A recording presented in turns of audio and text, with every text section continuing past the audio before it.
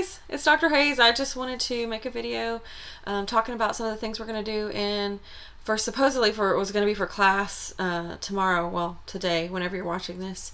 And so we can get some of the stuff, some of the information out of the way over video, so that in the chat on Discord tomorrow we can talk about some other things. We can talk about how to do the SurveyMonkey website specifically. That's what I'm going to focus on tomorrow. So today I wanted to talk about some of the concepts that I wanted to talk about before you do the survey that I mentioned on the syllabus, and also a little bit about the article that you read for today. Okay, so the first thing we're going to talk about is this whole field research thing, right? So some of you have asked questions about what the field research project is going to be like, and so it has two components that go along with it. One of them is a survey, and one of them is an interview. And the purpose behind this, I'll tell you what the purpose behind the field research assignment is, and then what the two components are and sort of the information about those. And then tomorrow I'll live screen share the website where you'll make the survey, and I'll show you how to do that, because I would have done that in class, but I can just do it in the chat tomorrow. And so then after that, I'll mention a couple things about the article that you read and did your reading response about. The main thing I wanted you to focus on for that was the how they use the research and the charts and the statistics and things like that. That's the main thing. The subject matter was secondary to how they use statistics, because this whole field research project is about gathering data from the field on your own. Okay, so a little bit about what this assignment is. That was the first thing we were supposed to talk about. So the point of this class was to teach you how to do research, and not only just how to do research, but how to incorporate that research into your papers and projects. So we talked about already this semester all the different kinds of sources there are, and what all's available out there, and where to find them. Traditional sources like from the library, like books and articles and databases and scholarly sources like that. We went to the library and looked for those. We talked about online web sources, websites and videos and podcasts and blogs and just all kinds of things like that are on the web. They're a little bit trickier to interact with, but you can sort of find ones that are reliable and credible based on some of the techniques we talked about. So we talked about online sources, library sources, online sources, and now I want to talk about another avenue of finding sources, and that is getting them yourselves. So field research data is not any different from any other source that you would cite. Like, you might cite a statistic from an article, or you might cite a study or a statistic from a study, and that's just a survey or a study or something that somebody else has done. And so you are citing the results of their research. Well, in this situation, for this assignment, you're just going to be doing it yourself. You come up with the questions, and you disseminate the questions, and you compile the results. And so you're getting a statistic just like you would from the other study. You're just getting it yourself rather than taking and using what somebody else is. There's nothing wrong with using, statistical quantitative data from somebody else's study, if you cite them properly and give them credit. A lot of the sources we've been reading, including the one for this class period you read, did that, or used the studies from other places. But I want you to get sort of some practice and see what it's like getting sources from somewhere else on your own. Not instead of somewhere else, on your own, getting them for yourself and using them in your paper. So the point of this field research project is to get that experience, and then you're not just doing it just to do it. The idea is to get data for your final paper. So you will use the results of your survey as a statistic in your final paper to support your thesis. You will use the results of your interview that you do, like maybe a quotation from your interview, or paraphrasing the general idea of what your interviewee said in your paper, and using that as a source for your final paper.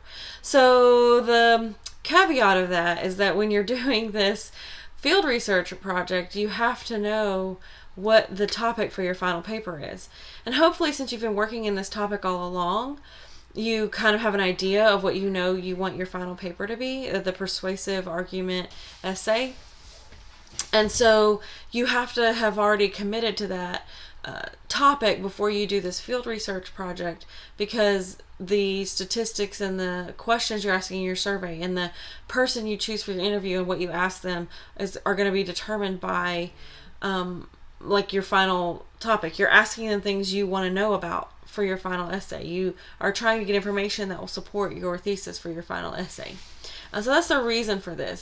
That's the goal. This field research should not be the only support and research you have for your final paper, but it should be one of the sources that you have for your final paper. We can talk a little bit closer to when you're working on your final paper, how to cite the interview as a source in your final paper. The survey results are a little bit different because there's nothing to cite. You're the one who collected the data. You're the one who wrote the questions. You're the one who compiled the results. So there isn't really a source to cite. You just, in the text of the essay, mention a survey that you did, and that's where you got the results from.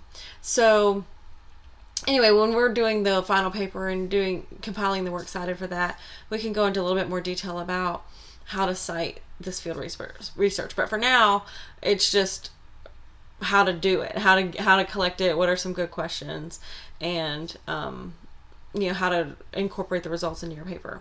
So this field research project, as I've mentioned, has two parts, and it's divided into an interview and a survey. So the interview and the survey each represent a different kind of research. So I have written here the top word. We're going to talk about it first. Qualitative data. Qualitative data is what your interview is going to be. So qualitative data, let me see if I can take my marker here. The root word of qualitative is quality, right? And then we can put a little Y on there. Quality, right? So the, qualitative data is the interview.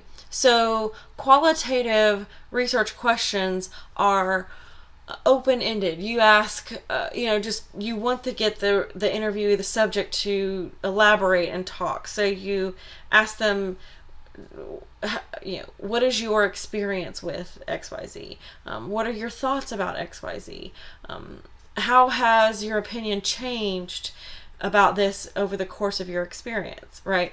So the kinds of questions you ask with qualitative data is you want sentences long or paragraphs long answers, right? That's what you want. And the type of person you ask questions for in a qualitative data, there's two different kinds. There's an expert witness source and an experiential source. So I'm going to write that. We have an expert or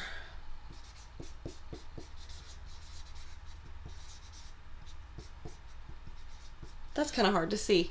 Expert or experiential, right? So the expert qualitative source is someone who either works in this a field, their job has to do with your topic, or they have a degree in your topic, or they've published something like an article or a book or a study or something, or maybe they write a blog, or they have a YouTube channel, something that they do research in your topic. That's an expert, someone whose job or publications or their degree, their education has something to do with your topic, right? And so you could pick one of them, someone, if you know someone, or you can contact someone to ask them a few questions.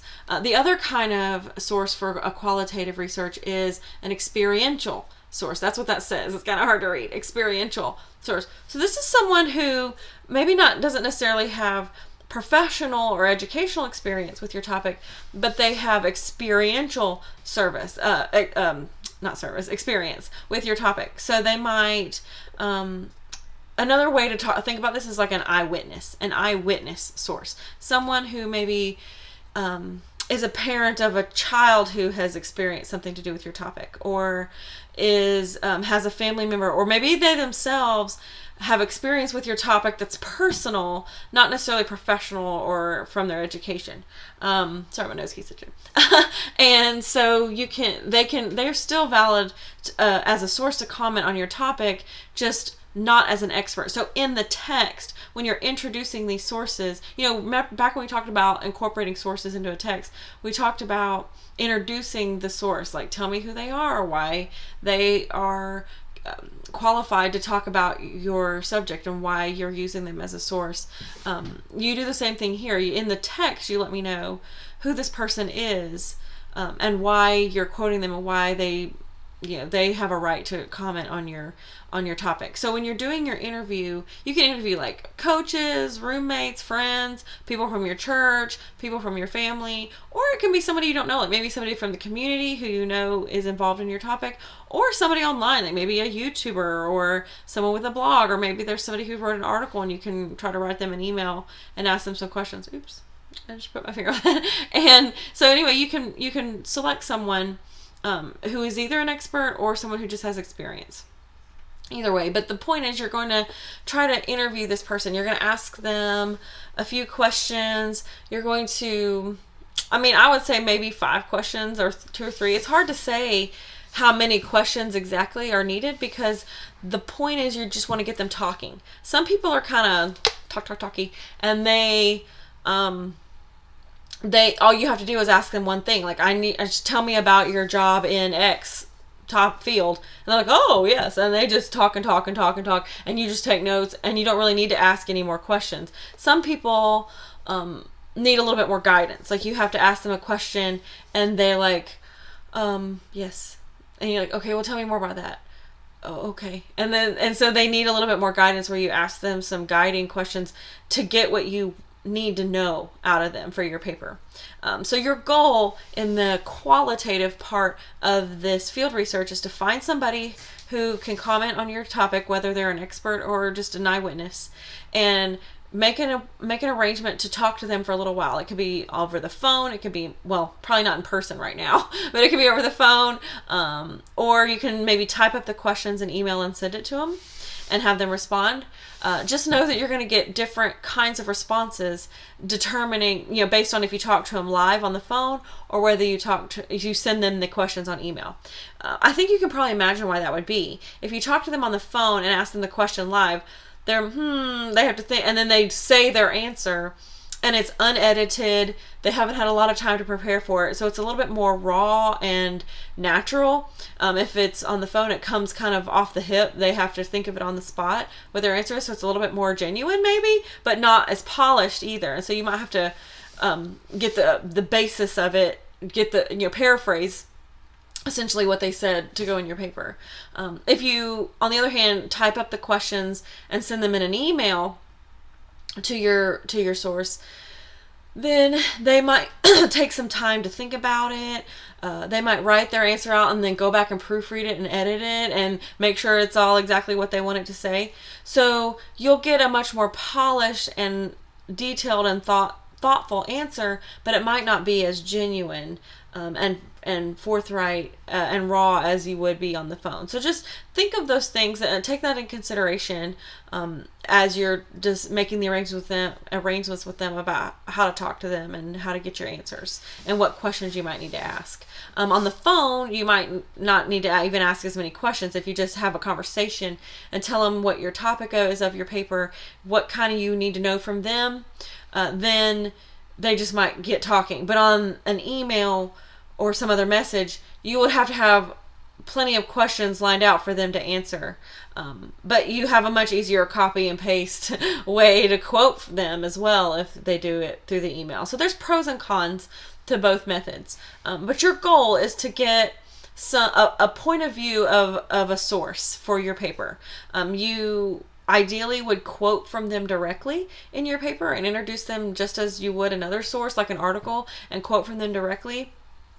Or you might just paraphrase what they said. I talked to Kelly Smith, who works at XYZ, and she basically said that blah blah blah blah blah is the case. And you never really quote from her. You just include a paraphrase of her point of view based on the interview you did.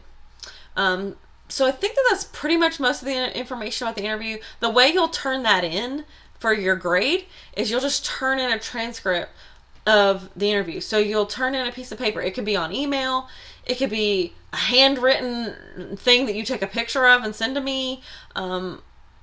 I don't know. I mean, there's lots of different, I guess there's, those are the ways. You can upload it to Canvas if you want. But I just want a transcript of the evidence of the conversation that took place with your source. The questions you asked and the answers they gave, whether it was their answers they typed out or you made notes and wrote out the answers on a piece of paper. Either way is fine. Just give me the evidence that the interview took place. That's how you turn in that half of the project. Okay, so the second half of the project is the quantitative, right? So the key word of quantitative is quantity, right? Quantity. So a quantity is something that's counted. It's quantifiable. Sometimes we hear the term quantifiable evidence. So quantitative evidence is statistics. Things responses that are countable, that are tallyable, that are easily put into a chart or a graph. And usually they are the result of many respondents in a survey or some kind of study, questionnaire like that. Not just one person's point of view, but many people all counted up. All of their vote or their input is counted and adjusted and modified into a statistic of some kind. So for the quantitative portion of your assignment, that's where you'll do the survey. So I'm going to show you how to do the survey live on the Discord feed tomorrow with screen share. That's the plan. But the website, let me write it on here. If you want to go ahead and look at it, is surveymonkey.com. surveymonkey.com. surveymonkey.com. That's what that says. That's the website I want you all to use because it's very easy. It's you can set up an account. It's free.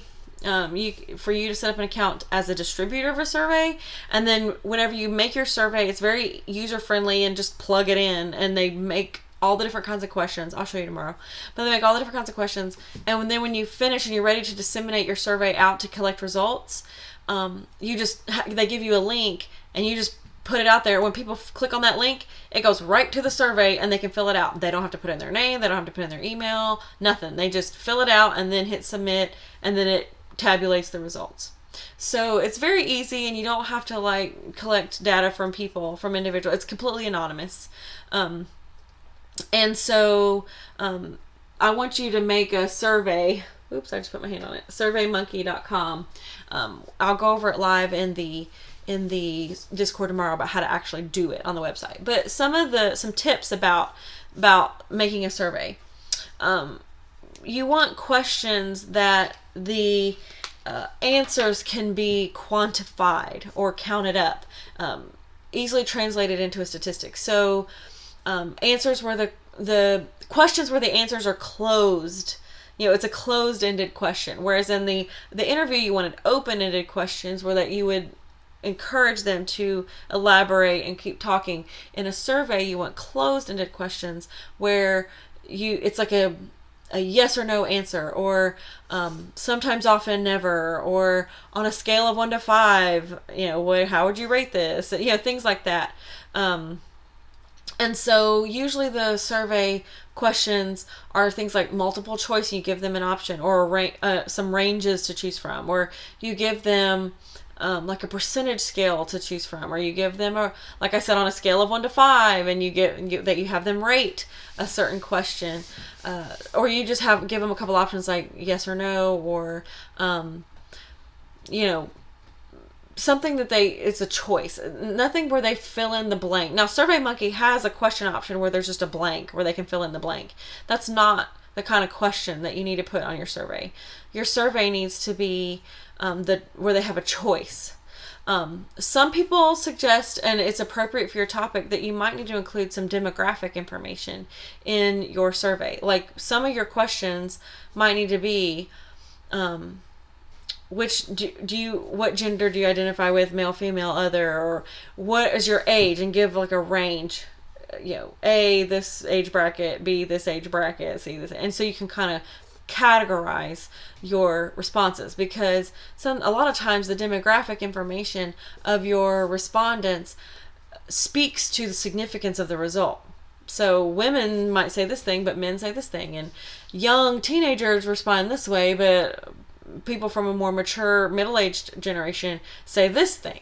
So the age and the gender and the experience, maybe some of the questions of you see this on a lot of times. What's the highest level of college you have completed? What's your household income? You don't have to ask those, but the reason those are there is because the demographic groups that survey respondents belong to affects the significance of the results. So your topic might have similar situations.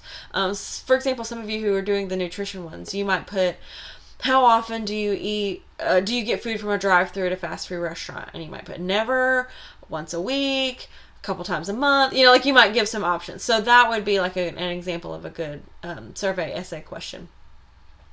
And so the idea behind these is to get some statistical data to put into your final essay to support some point you're trying to make. And sometimes the results that you get from your survey might be exactly what you thought they were going to be, and they support your point. But sometimes I have students who get very surprising results. Like they assumed one thing was true, and they assumed they were going to get a certain result from their surveys. But then when they got the results, it was the opposite of what they thought it was going to be, and it kind of surprised them. And that actually spoke to the discussion they had in their essay, is the surprising result they got in their survey. So, don't just assume you're going to get a certain result from your survey just because you think you know what the topic is. But anyway, tomorrow in the Discord, I'm going to screen share SurveyMonkey and show you how to build the different questions. One thing I will say on here, though, is if you're not able to join the chat, SurveyMonkey will suggest, if you're trying to set this up on your own without coming to the Discord, SurveyMonkey will suggest, because you're using a Cumberland email or something, perhaps you are, they might suggest, would you like to add a logo of the school to your survey? And you're like, oh yeah, that looks cool. So you'll put it on there at the beginning.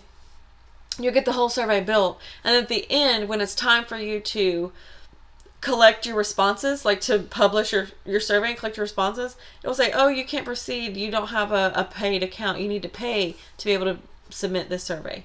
You're like, what? Dr. Hayes said it was free, we should be able to do it for free.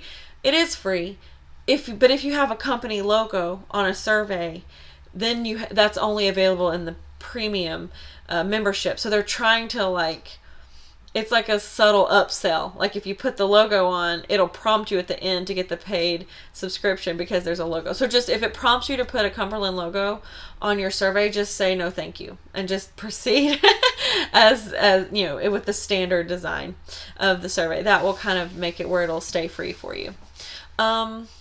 Yeah, I think that's it for this video explaining qualitative and quantitative and what's expected, what kind of sources go with that. For the quantitative, you're going to be using surveymonkey.com, which we'll discuss live tomorrow. So that's it for the research and the field research part. I did want to talk about this article that you read. I don't really have a whole lot to say, because my main suggestion was, look at how it's incorporating its sources. Because you're going to be using sorry, I'm finding the page. You're going to be using statistical data in your paper. So look at how this article incorporates the statistical data. I thought it was on page 516. Was I wrong? Did I miss it? Yeah, I guess I missed it. What page was it on? Huh, crazy. Maybe it was 518? Sorry, this is compelling. Compelling video here. Oh my gosh, I'm going to look in the thing. So anyway, this article is a little bit long, but I think it's okay because it did have a lot of charts and stuff in it. 318, not 518. It had a lot of charts, and so that was what I wanted to show you. And they just cited study after study after study, and they did a really good job. So the essay is, should everyone go to college? It's on page 318 of your book. That's the one you're supposed to write your response about. I recognize that a lot of you might be having mixed feelings about this now with this weird online situation that we're doing. The college experience might not be for you this semester what you expected it was going to be, which is valid. That's perfectly fine. It's not what any of us expected it to be, but just realize that's not the university system's fault. That's not the fault of higher education. That's the fault of a pandemic that's spreading through the world and us trying to be cautious about it. So we're in this particular semester, it's a little bit tender, talking about the experience of going to college and if it's worth it or not. So I recognize that. But the whole point of this article is a little bit older. I think the article's it's from 2013. So it's a little bit outdated at this point. It's 7 years ago. So a lot has happened in the last 7 years. Obama was president when this article was still written, and a lot of educational bills and reforms and economic situations have happened that have changed the face of higher education since this study was published. So just take that into consideration as you're reading it and responding to it, or if you haven't already. But the authors sort of are asking this question because, in this class I've always said, what's the they say, and then what is the I say, right? So the they say of this article is that they're responding to is there's this cultural assumption that college is a universally good experience, that your life will be made better if you have a college degree. You're guaranteed to earn more money if you have a college degree. Everyone should go to college. It's right there in the title. The they say is everyone should go to college for one reason or the other. And so the title of the essay questions the prominent they say. Should everyone go to college? Right, so the title itself is showing you the they say that this article is responding to. So they go through the whole thing with meticulous evidence and support, trying to answer that question. Should everyone go to college? They talk about who the everyone is, like certain demographics, certain geographic locations. They talk about certain majors that do better than others. Literature, incidentally, is kind of in the middle. Art and education are at the bottom. Obviously, the like business degrees and STEM degrees are at the top. There's a chart in here that talks about that. But so they're going through trying to answer that question. So they look at the everyone part, like I said, geographic location, economic stability or instability. They look at the major that the person's going to be, and they look at just factors of who these people are who go to college. So there's lots of studies about that. Then they I even think that they question the go part, which going off to college. So sometimes the benefit depends on where you go, like if you go online or if you go out of state or if you go to a very prestigious college. If you go somewhere like far away, it's going to be more expensive, so you get less. They're all about the return on investment, the ROI. They talk about the ROI throughout the article a lot, the return on investment. So whatever you put in and then whatever you get back out, as long as what you get back out is more, you've made a good decision, right? And sometimes the more isn't money, measured by money. Sometimes they even say it's measured by job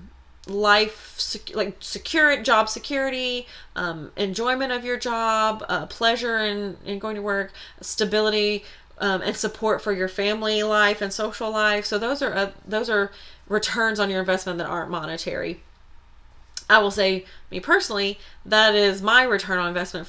I went to college for a long time, like 12 years. I went to college with all my different degrees, and the work I have now, there are definitely people who have lower degrees than me, who work in other fields, who make way more than I do, but their jobs are not as stressful as mine. Like, their jobs are more stressful than mine. You know, I have summers off. I have a month off at Christmas. I have pretty much when my kids off, I'm off. I have weekends, you know, like, you know, and I, you know, I have an office and I get to interact with the students and have a sort of a rich environment in that way. I don't have to do manual labor, right? So there are other things that pay off in you know, my chosen career other than just making bank, so to speak. So they talk about that in the article. So the everyone and the go is discussed, and also the college. So like which college you choose. Some sort of for-profit colleges are a little bit predatory, and they've been being shut down over the last few years, probably since this study has been created. Like they mention an art school in here, and a lot of schools like that have been sort of taken to the carpet, and some of them have shut down. So which college you choose also is a factor in answering this question, depending on if you go out of state. I know that's the go part, but sometimes you get incentives for state schools, and some schools are more prestigious, but is your return on investment worth the prestige on your diploma? So the college you choose also has a factor. All of those things aside, you know, the subject matter of the article aside, the reason why I chose this one to pair with the field research project you're working on right now is because of how many outside studies these authors incorporate, and they include the graphs, and they include, you know, the little charts that show the results of the study. And so I wanted you to pay specific attention to that in this article, and you can kind of get some tips for how then to discuss statistical results in your own final essay. That's not something that a lot of students are comfortable doing when you're writing like a persuasive essay. Citing an article or citing a YouTube video, that's one thing, but discussing statistical results is a little awkward sometimes. You're not really sure what to say or how to introduce it. And this article does a really good job with that. So that's what I kind of mainly wanted you to pay attention to with this article. Okay, I think that's all I wanted to say. I wanted to say about the subject for class this week. This video's 32 minutes already, so that's about how long we'd probably talk in class before we did some kind of activity.